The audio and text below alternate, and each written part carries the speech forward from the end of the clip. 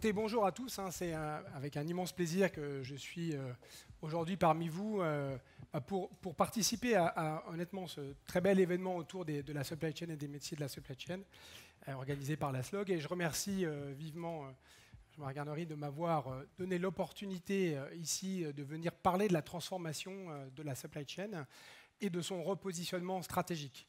Et je dirais que c'est un thème qui me tient particulièrement à cœur, notamment parce que je n'ai pas toujours travaillé dans la supply chain et que j'avais été frappé par le manque de reconnaissance de cette fonction et de sa contribution à la création de valeur et un certain nombre d'orientations stratégiques de l'entreprise. Donc la bonne nouvelle, c'est qu'avec le monde qui est en train de changer, comme on l'a vu tout à l'heure, on a un incroyable momentum pour pouvoir trouver de nouvelles opportunités d'un repositionnement stratégique et d'une autre création de valeur. Alors là, en fait, je vais essayer de me concentrer sur les 20 slides qui viennent, sur un peu cette démonstration de qu'est-ce qui a changé, quelles ont été les conditions, un peu la burning platform de cette transformation de la supply chain. Puis ensuite, je vous parlerai un peu des défis, parce que ce n'est pas comme si c'était déjà fait et qu'on avait tout fini. Alors vous verrez, j'ai essayé de faire un mix entre un certain nombre d'illustrations que j'ai tirées de notre expérience chez L'Oréal, de cette transformation de la supply chain, puis aussi un certain nombre de choses qu'on observe sur le marché. On est aussi en interaction avec beaucoup d'autres entreprises ou de partenaires amont, aval, et avec eux, on arrive quand même à avoir une assez bonne vision de ce qui est en train de se passer. Donc en effet, la première, je dirais, on pourrait définir la supply chain de plein de façons, mais la première façon de définir la supply chain, c'est de dire qu'elle rend possible l'expérience consommateur. Oui, ça c'est un petit graphe, un petit dessin qu'on avait ramené d'une Learning Expedition à San Francisco où quand vous rencontrez des gens, en fait, ils résument tout avec des petits dessins, donc c'est assez sympa pour dire en fait, cette expérience consommateur, ça part du moment où le consommateur a envie d'acheter un produit, la façon avec laquelle il l'achète, son parcours, au moment où il va le recevoir, voire même la façon avec laquelle il va le retourner s'il n'est pas content. Et surtout, l'intérêt et un des éléments qui explique aussi cette transformation, c'est que ça a un lien extrêmement fort avec la loyauté à la marque. En fait, on s'aperçoit quand on parle de création de valeur, cette loyauté à une marque, dans le moyen long terme, c'est quand même un des assets les plus certains pour une entreprise. Cette satisfaction consommateur, aujourd'hui, elle devient un peu la nouvelle performance produit. Et je peux vous dire que pour une entreprise comme L'Oréal, totalement obsédée par le produit et la performance produit, ce changement déjà, je ne peux pas dire qu'on y soit d'ailleurs complètement encore, mais c'est de dire la façon d'acheter, le service, l'ensemble de l'expérience compte autant que cette performance produit. Alors ça, c'est un slide, je vous promets, j'en ai qu'un seul comme ça. Donc voilà, c'est juste pour donner des éléments, on va dire, factuels sur la relation entre cette expérience consommateur, la loyauté et la création de valeur, et donc le rôle absolument central de la supply chain. Donc si on devait en retenir quelques-uns, on peut voir qu'un consommateur loyal, alors ça c'est tiré de toutes les meilleures maisons, cabinets de conseil, donc vous pouvez me croire, c'est du sûr. C'est un consommateur loyal a 5 fois plus de chances de racheter. Si vous regardez la colonne centrale, et ça c'est intéressant, surtout pour ceux qui considèrent encore la supply chain comme un centre de coût qu'il faut réduire, c'est qu'en augmentant de 2% la rétention d'un consommateur, c'est l'équivalent en impact sur votre PNL de 10% de réduction de coût. Quand on connaît les efforts qu'il faut mener pour arriver à réduire, on apprécie aussi ce que ça peut contribuer. Et de la même façon, si vous augmentez de 20% la satisfaction de vos consommateurs, c'est un équivalent à peu près de 15% de uplift sur votre chiffre d'affaires. Sur l'autre partie du graphe, sur la valorisation, donc là il y a 2 éléments, mais ce que vous pouvez retenir, c'est qu'un consommateur qui est insatisfait de son expérience, il a 4 fois plus d'impact sur sa décision de réacheter que l'insatisfaction sur le prix ou l'insatisfaction sur le produit lui-même, sur la performance elle-même.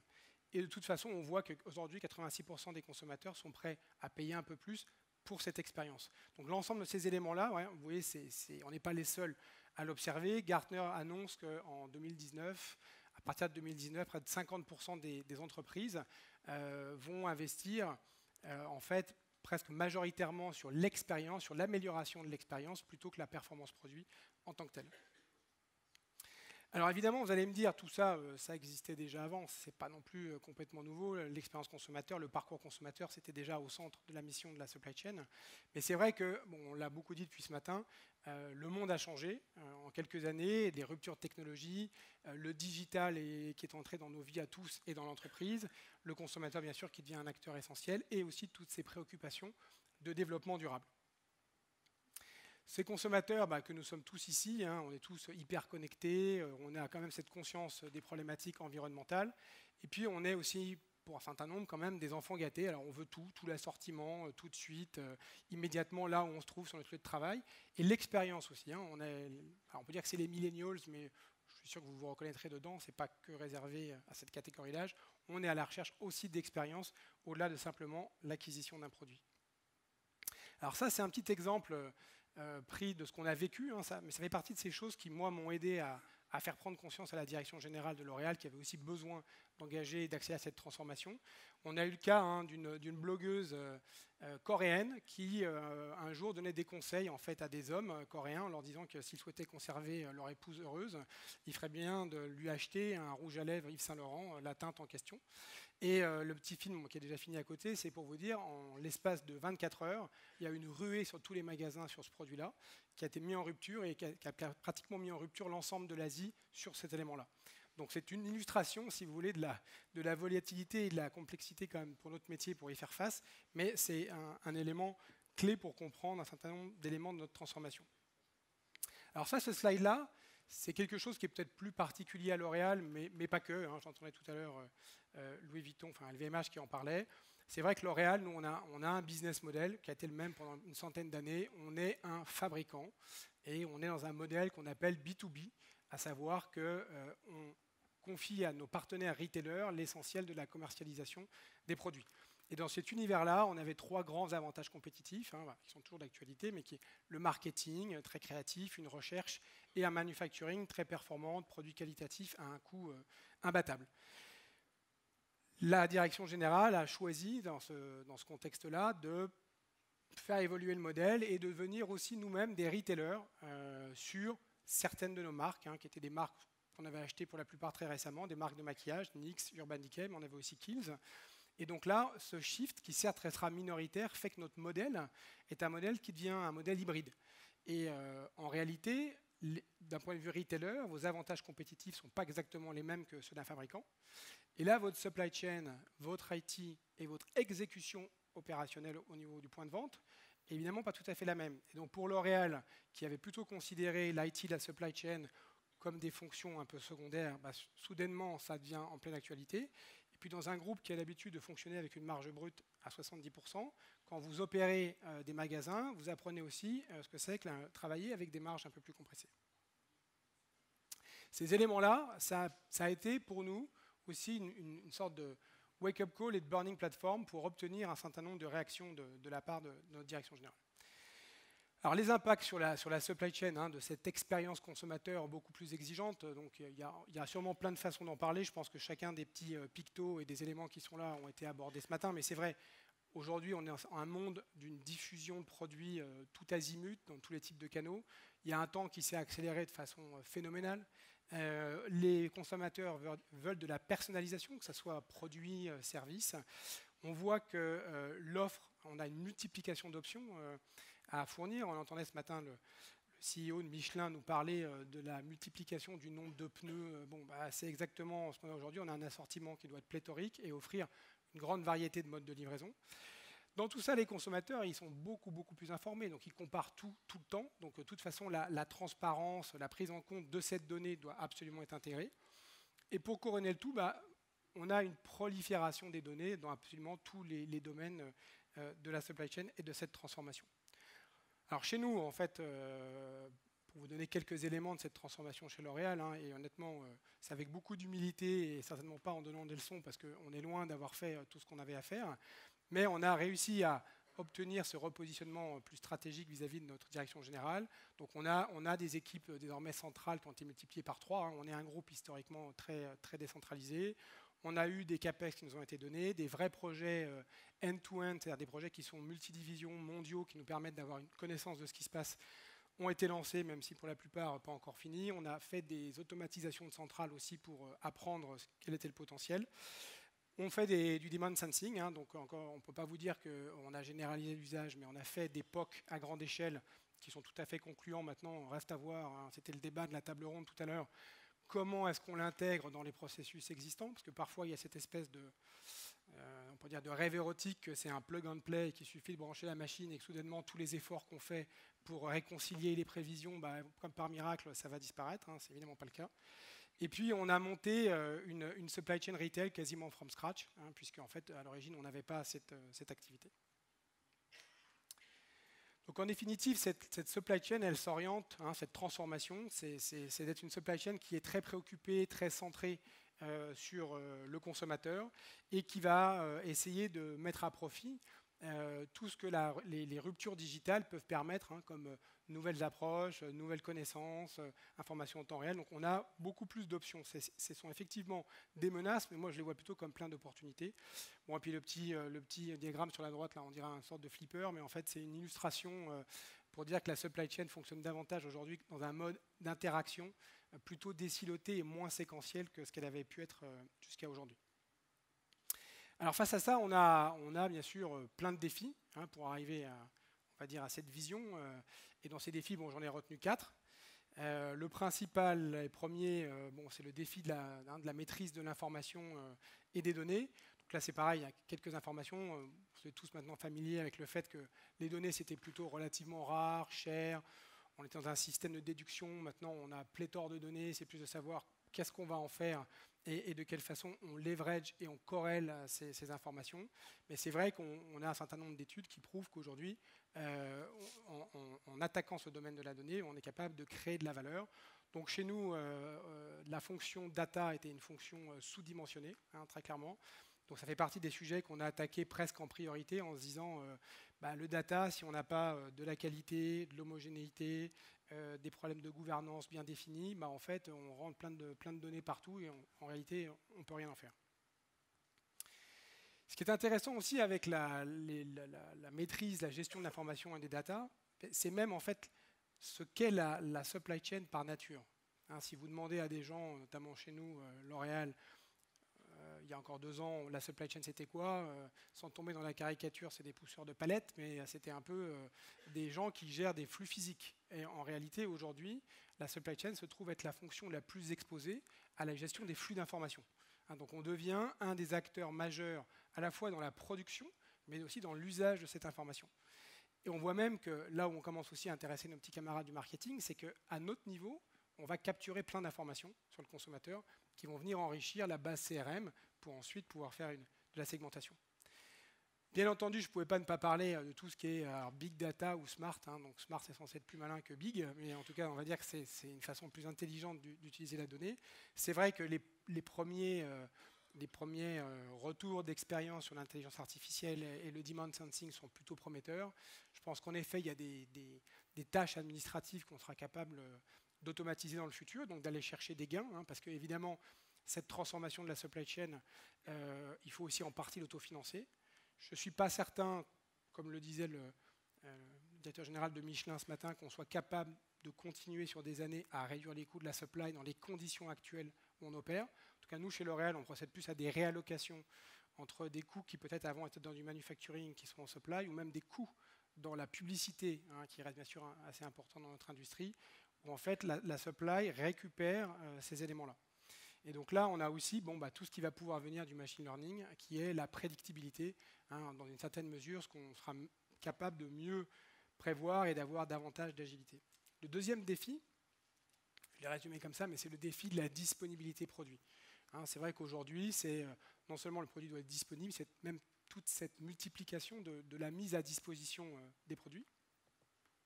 Il faut arriver à construire une supply chain beaucoup plus ouverte qu'est-ce qu'elle n'était auparavant. On doit absolument intégrer amont, aval, nos partenaires, et plusieurs témoignaient ce matin dans les tables rondes, mais c'est vrai que ce soit pour des partenaires en transport ou en centrale de distribution ou des fournisseurs de matières premières ou d'ACMP, on doit arriver à donner plus d'informations, partager plus la vision de là où on veut aller pour être certain que tout le monde se comprenne. Et comme le point a été mentionné, bien sûr, tout le monde doit gagner sa vie en faisant ça.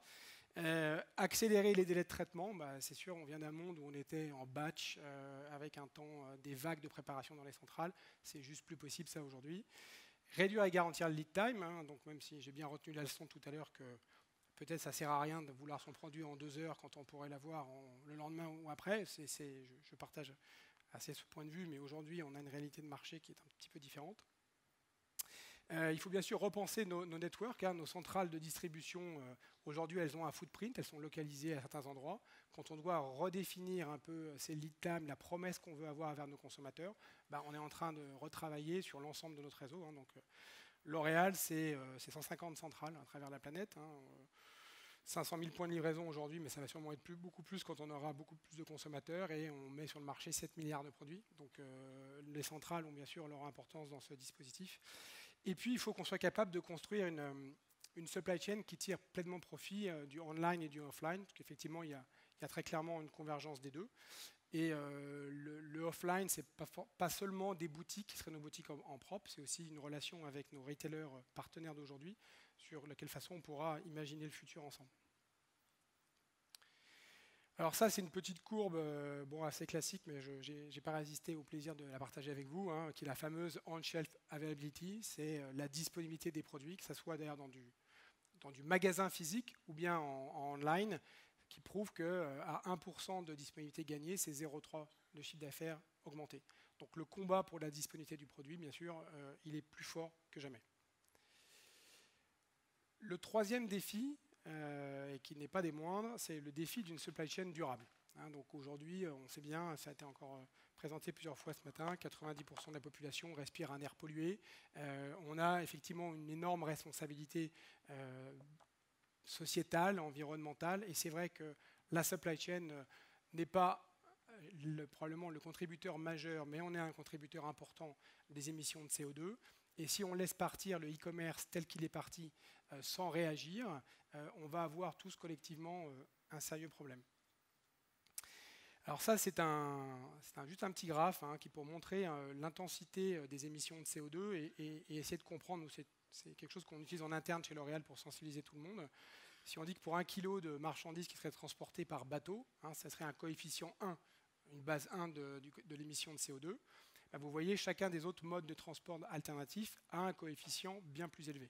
Bon, vous ne serez pas surpris de voir que, bien entendu, le transport aérien est de loin le pire, mais quand on voit en termes de volume ce que représente le transport de centre-ville, avec des coefs entre 50 et 80, on voit que là, on a une action absolument déterminante à mener. D'ailleurs, je crois qu'il y a une table ronde sur ce sujet tout à l'heure, mais c'est absolument clé.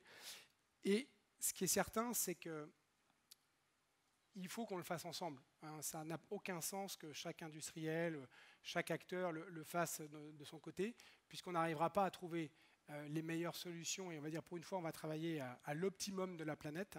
Et cet optimum, pour le trouver, il faut qu'on y travaille ensemble. Et nous, aujourd'hui, très clairement, dans la sélection de nos partenaires, les critères de ce qu'on appelle notre programme L'Oréal Sharing Beauty with All sont pris en compte pour le sélectionner.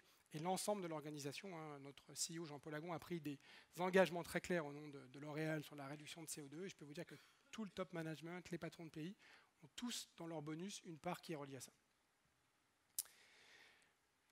Le quatrième, on en a parlé tous, et je pense que ça continuera encore pour une partie de l'après-midi, bien entendu, le défi des talents en supply chain. Hein. On voit bien ce repositionnement stratégique, cette importance de la supply chain et le nombre de sujets qu'on est amené à couvrir. Sans parler d'un certain nombre de métiers au sein de la supply chain qui sont en train d'évoluer, on a un vrai défi pour trouver et retenir des collaborateurs, les jeunes générations à venir travailler en supply chain. Alors en conclusion, moi je vous dirais, je trouve qu'on vit une époque formidable, pleine de défis, c'est vrai, mais en même temps on a des opportunités, sans dire que c'est un boulevard, mais on a des opportunités incroyables de faire progresser les choses. C'est une aventure collective, bien entendu, parce que ça restera un travail d'équipe. Et puis cette excellence opérationnelle dont on parlait ce matin, elle doit bien sûr continuer à nous guider, hein, sinon on n'y arrivera pas. Mais moi, j'aurais envie de dire, et c'est notamment ce que je dis aux jeunes équipes qui rejoignent L'Oréal, honnêtement, je ne pense pas qu'il y ait d'aussi bons moments historiquement pour rejoindre la supply chain que maintenant. Et donc, je pense qu'on peut tous se féliciter d'être là aujourd'hui parce qu'on a un super job. En même temps, comme toujours, quand on est dans une phase de transformation, il faut conserver une petite part d'humilité parce que même si, on va dire, l'escalade s'annonce très sympathique et très belle, vous voyez, on va dire que la vision serait ce sommet de l'Annapurna. Aujourd'hui, on est quand même encore au début du chemin. Donc, au moins, on a une belle aventure devant nous, mais on ne devra pas ménager notre peine pour y arriver. Voilà, merci beaucoup.